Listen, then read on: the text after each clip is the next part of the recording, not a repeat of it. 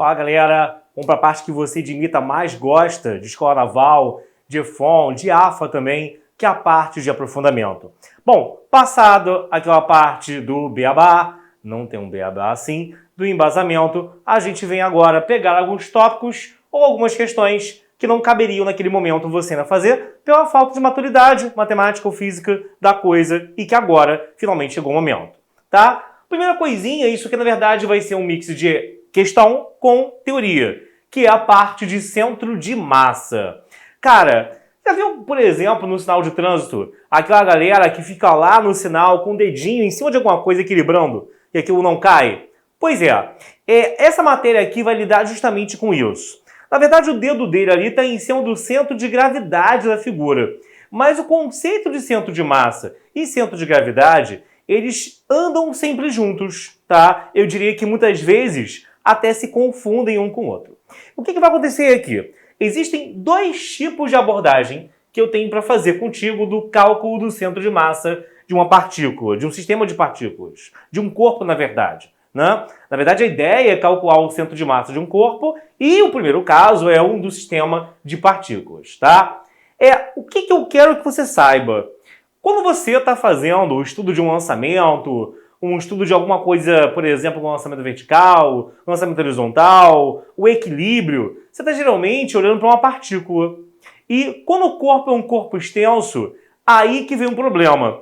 Você já começou a ter a noção mínimo do bem básica de centro de massa naquelas questões de equilíbrio dos corpos extensos, onde ele fala assim, ó, a barra é homogênea. Aí você sabe, e a massa não é desprezível. Aí você marcava o peso lá no meio da barra. Pelo fato dela ser homogênea, você sabe que o peso está no meio dela. Esse meio da barra é o centro de massa dessa barra, ok? Mas, nesse caso, está exatamente no meio, pelo fato da barra ser homogênea. O que é ela ser homogênea? Ela ser construída de todo o mesmo material. Da densidade dela não variar ao longo do seu comprimento. Não tem um cantinho mais concentrado de massa do que o outro.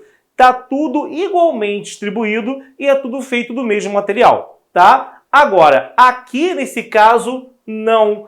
A gente vai estar elegendo um ponto para ser o centro de massa da figura quando você não tiver um caso tão batido quanto dessa barra homogênea, tá? Que cai no início da matéria de equilíbrio dos corpos extensos, no início de momento. Você aqui, então, pode ter várias situações. A mais comum, o beabá da coisa, é quando tenho várias partículazinhas, tá? Vários pontinhos, cada um com a sua massa, ponto A1, de coordenadas x1, y1 e massa m1. Ponto A2, de coordenadas x2 e y2 e massa m2. E assim vai. Reparar que aqui eu não chamei de ponto A3, eu chamei de ponto AN, justamente para te colocar a ideia de que eu posso ter vários pontos, O1, O2, O3, O4, O5, O6, até chegar num ponto de ordem N. Ou seja, você pode ter várias e milhares de partículas compondo a figura. Isso, inclusive, é a premissa que eu tenho que te ensinar para que mais à frente eu pegue o quê? Uma camisa, um corpo extenso, eu aqui, Xandão. Você entenda que o meu centro de massa vai ser calculado com base nisso. Pô, mas você não é uma partículazinha, uma aqui, outra aqui, outra aqui, outra aqui, outra aqui? Você tá mentindo para mim? Tá dizendo que você é só um pontinho aqui, outro pontinho lá, outro pontinho cá? Não. Na verdade, eu sou o quê? Vários pontinhos o tempo todo cai lá. São tantos pontinhos que você o quê? Acaba vendo que eles são incontáveis. Então, quando pega um corpo extenso para valer, aí você considera uma adaptação dessa fórmula, muitas vezes com a ideia de integral, em que eu vou estar imaginando que o corpo extenso é uma junção de várias partículas, vários pontinhos que não dá para contar, mas juntos aglomerados formam um corpo inteiro, ok? Então, isso aqui é meio que realmente o básico para a gente chegar nessa parte, beleza? Então, considerando que eles são pontos espaçados, cada um com seu x e y, o que é determinar o centro de massa, o x e o y do centro de massa desses pontos aqui? É você pegar e fazer uma média ponderada do produto massa por localização do ponto. Não entendi. Ó, para cada ponto, se você quiser o x do centro de massa, você vai fazer aqui em cima a massa pela localização dele em x, mais m2, x2, e vai, até chegar em mn, xn, ok? E no outro aqui, ó, vou até botar menor, né? Você vai ter então o quê, né? Vai fazer cada massa pelo x correspondente, já que eu estou calculando o x do centro de massa, né? Até fazer um por um e chegar no enésimo pontinho. E embaixo você pega e divide pela soma das massas. É como se as massas fossem o peso numa média ponderada. Né? Cada valor vezes o peso que aquilo tem. Tipo você calculando quando era pequeno a nota bimestral no seu colégio. Bimestre 1 tem peso 1, bimestre 2 peso não sei o quê, bimestre 3 peso 3 e por aí vai. É parecido. Na verdade é a mesma ideia. Isso você pode fazer para o x e para o y. Então calcular o y do centro de massa é fazer cada massa pelo y correspondente que você vai ter ali. M2Y2 até chegar em Mn, Yn, tá? Tudo isso dividido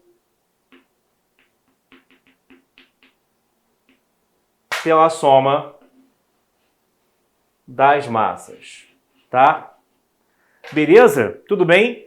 Então, o que vai acontecer aqui, tá? Você tem que ter isso aqui como fórmula básica, até porque a gente vai ver agora que se eu quiser uma velocidade, se eu quiser uma aceleração do centro de massa, é muito fácil dessa fórmula chegar às da velocidade e da aceleração. Na verdade, é só você, no caso aqui, derivar ambos os lados em relação ao tempo, ou se não quiser nem pensar em derivada, né? Pelo amor de Deus, não precisa. É só imaginar que eu estou dividindo por ΔT ambos os lados aqui da minha igualdade. Eu vou fazer isso já nesse cantinho aqui. Mas antes, bota no seu caderno as observações que eu coloquei, né? Que eu cheguei a comentar, mas não te alertei que está escrito aqui no quadro. Se a gravidade for constante ao longo do corpo, né? Se a gravidade que chega no corpo, a extensão dele, é de tal maneira que a força de gravidade que chega nele não mude ao longo do corpo, ou seja, você tem que o centro de massa é equivalente a você olhar para o centro de gravidade.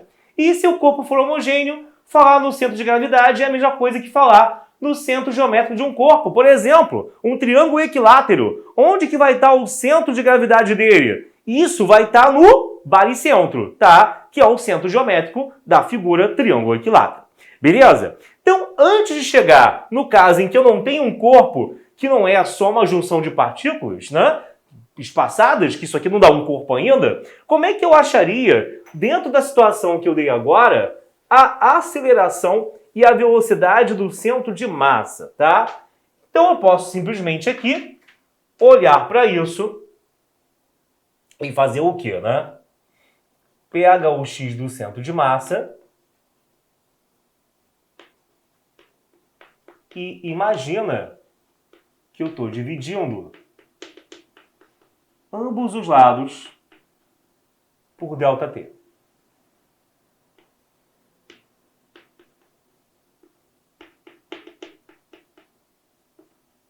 E você pegar e você dividir ambos os lados por ΔT,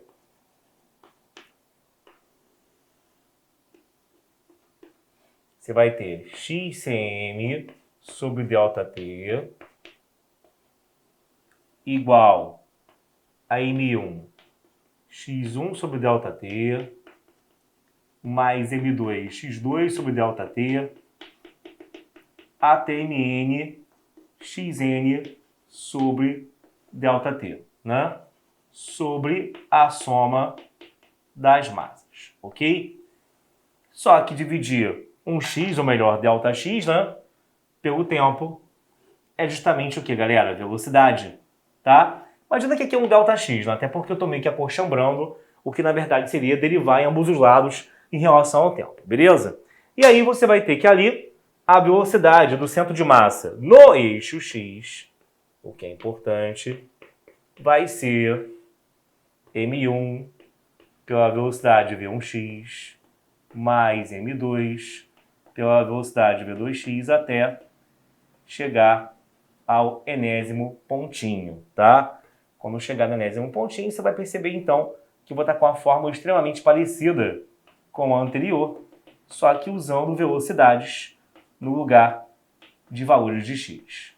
Embaixo aqui continua a soma das massas. Beleza? Agora, é claro, aqui em relação ao y, poderia fazer a mesma coisa e eu posso, inclusive, montar uma já genericona, né? A velocidade do centro de massa em si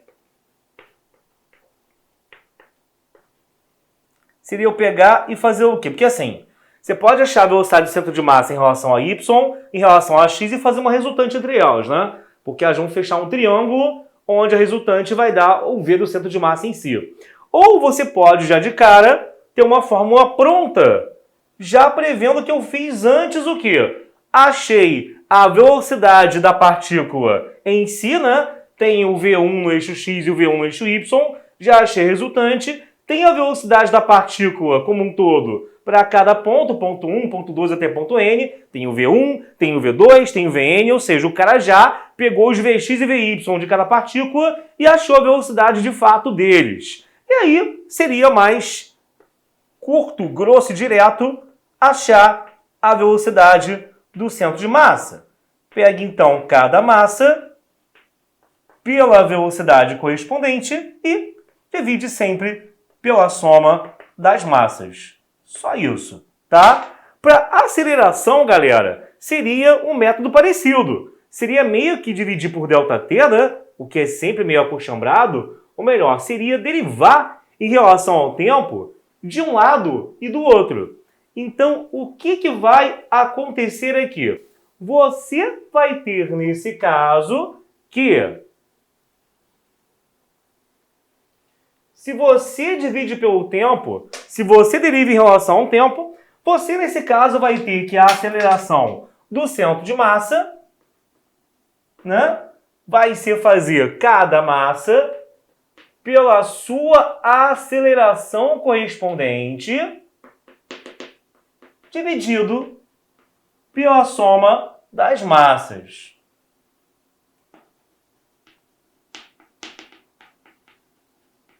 E claro que não é um simples cálculo disso aqui apenas que ele vai cobrar. Ah, calcule a aceleração do centro de massa, valeu, vai embora, tchau, vão todo mundo, dá adeus e acabou. Não. Você, muitas vezes, vai ter questão sim, como isso já não é um assunto tão conhecido, né? A nível de FUVEST, então, poderia muito bem a questão parar por aqui. A nível de IMI, TAFEFOM, aí o buraco é mais embaixo.